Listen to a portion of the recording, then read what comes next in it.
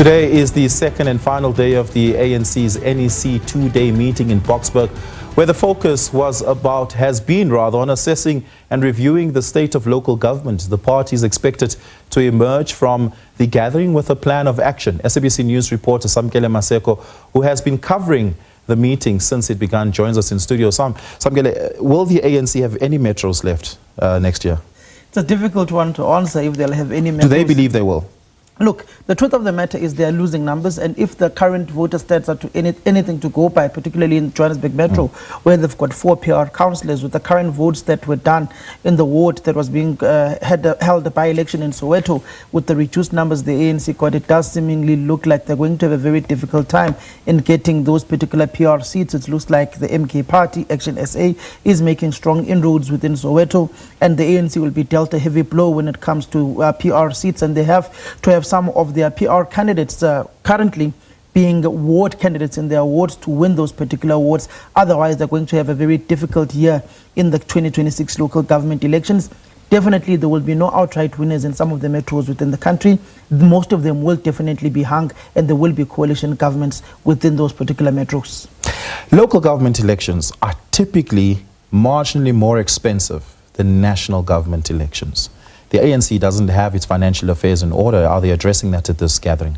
They are trying to address those particular finances. I saw over the weekend in the Northwest Province at Sun City, the ANC Treasurer General had a woman in business golf dating off. I am told they raised. But those things still make money. I mean, the ANC's Progressive Business Forum, PBF, continuously host these things, and they sell these tables for exorbitant fees. But when you look at who's sitting there, it's really not people who are paying much. The reality of the matter is business people don't go to these gala dinners, they don't go to these tee-offs, they rather donate secretly and quietly to their political formations that they want to donate to. Others do show up for business interests, particularly if their government procurement that's coming nearby, they want to rub shoulders with the who's who's, whether it be the ministers, the deputy ministers, if there are any DGs or HODs within those particular gatherings, in order to rub shoulders with them. Obviously, they will open the checkbook, give something here and there, but ultimately these particular events are just for show, for people to come and show face, and some of them do keep some money. ANC did raise about 6-7 million over the past weekend in Sun City, but it's not the usual amount of money they used to raise in the years of Jacob Zuma, where they had absolute power within the country and within some of the metro municipalities before the 2016 local government election. So the power and influence has definitely dwindled, but the purse of the private sector has also been tightened a bit because of the austerity measures that are being implemented by government. Government spending has been reduced drastically. Government is not paying on time when it comes to particular contracts in municipalities. You'd remember some municipalities used to have 2 pay runs a week. Nowadays, people don't even know when they will ultimately be paid as service providers of these municipalities. And some of them are just failing to deliver on some of the contracts that they have, and ultimately using those funds for their own personal benefit as opposed to giving back to society and finishing the projects that they have, also dwindling on giving to political parties. Other than money, what does the ANC believe is its biggest impediment in next year's local government elections? With the diagnosis report that was given by the Deputy Minister of Cooperative Governance and Traditional Affairs, Dr. Dixon Masamula, and also an ANC NEC member, he spoke about leadership deficiencies that are there within metros, the same line that the President gave when he opened the NEC meeting, but it also speaks and goes down to the nuts and bolts of the bureaucrats that are employed within these particular municipalities, particularly around technical services and the fiscal management of the public purse. That was raised heavily, saying that the fiscal management is ultimately very poor in all of these municipalities, and in particular within the metros, and some municipalities are just not viable. They spoke about looking at a new funding model for local government, saying that the current funding model of 80-20 is not plausible at all, because particularly revenue generation of municipalities has dried up. National government is not getting as much as they used to get when it comes to the tax base of the country. So what national government gives to local government has also ultimately not making a huge dent, particularly if you look at a Johannesburg Roads Agency. In yesteryear, Johannesburg Roads Agency used to get over R1 billion in allocations of funds for the maintenance of roads, traffic lights, and street lights. Nowadays, those particular funds have been reduced drastically. If I'm not mistaken, Johannesburg Roads Agency now gets just over 300 million rands from the public purse that is dispersed on the budget of the municipality, and that is ultimately culminated in the bad service delivery we are seeing in the state of the roads of Johannesburg today. And the nomination of councillors, ultimately the ANC's election of mayors for the different municipalities across the country, has historically been a contentious issue. In fact, most of the time it gets challenged. And we saw what it resulted in Tshwane, when they were imposed on them a mayoral candidate that they didn't want. Of course, that meant that they lost one and just never really recovered there. Is the Secretariat of the ANC this time strong enough to take control over those little disputes that could ultimately weaken it? It will be rather interesting how the ANC chooses its mayoral candidates this time around, because they are not looking internally when it comes to the nominations of structures holistically now. The selection processes of mayors has now become an ambit of the ANC's national officials. Those national officials of the ANC will arguably receive 3 names from the region.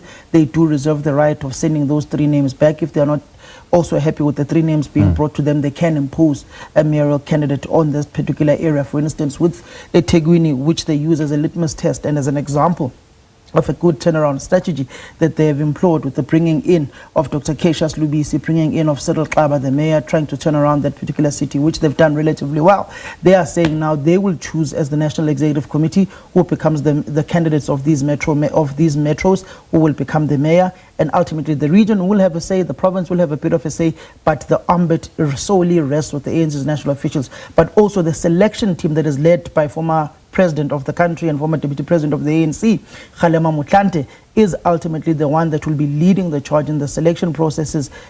There are more stringent measures that have been put in place in the selection of those particular candidates. It's not yet been unveiled by the African National Congress.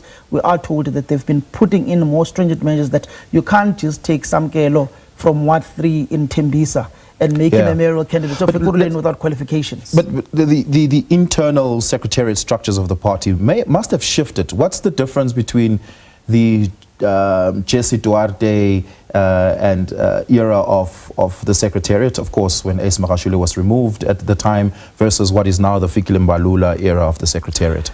Fikile Mbalula is a person who knows power. It's a person who knows the ANC constitution and organizational design very well. He's very ambitious. He's been wanting to be Secretary General. He's gotten that power now, and he ultimately says that the buck stops with him at Luthuli House. If the ANC is taken to court, it is not Mtutuzi Manana who's taken to court. It is not any other ordinary NEC member. It is him as the custodian of the African National Congress, on the virtue that he's the chief executive officer, the CEO, on the virtue that he's the Secretary General, that is cited on court papers, and ultimately decisions on the running of the organization, he takes them in collaboration with the ANC's national officials, with the ANC's National Working Committee, but he is ultimately the implementer of the decisions that are taken by the organization. He's a more hands-on individual when it comes to the running of the affairs of the African National Congress, and he does preach that it can't be a free-for-all where everybody speaks at once, where everybody does what they want.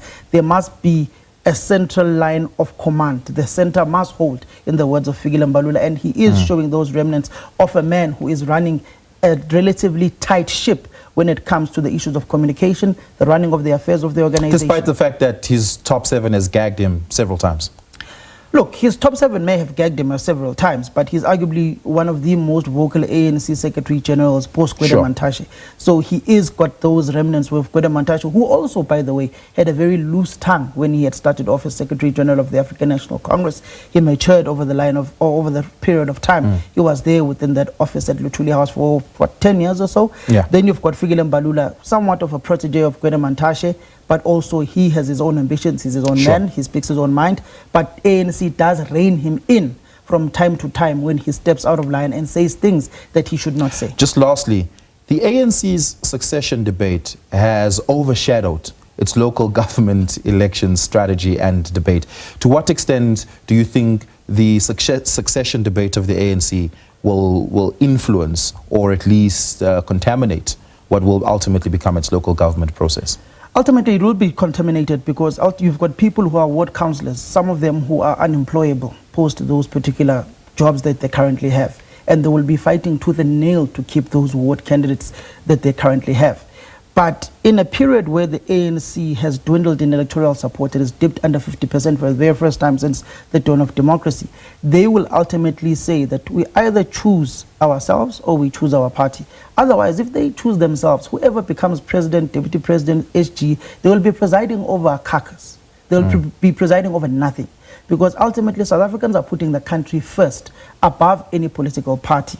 And if you look at South Africa's history, with the formation of the United Democratic Movement of Bantu Holomisa, and successive political parties that have been formed thereafter, you've got about 1.6, 1.8 million votes within the country that are floating with new political parties. You'd remember in the last local government elections in 2021, Action SA was the biggest winner of those particular votes. You go to the elections of 2024, the national elections, MKP of Jacob Zuma was the biggest victor when it comes to those floating votes of about 1.6 to 1.8 million, which the EFF became a benefactor of in the election of 2019 when there was national elections within the country, and they ultimately grew by about 300 or 400,000 votes in the province of KwaZulu-Natal. And those votes and those that had been with other political formations ultimately then swung to Jacob Zuma's MK party.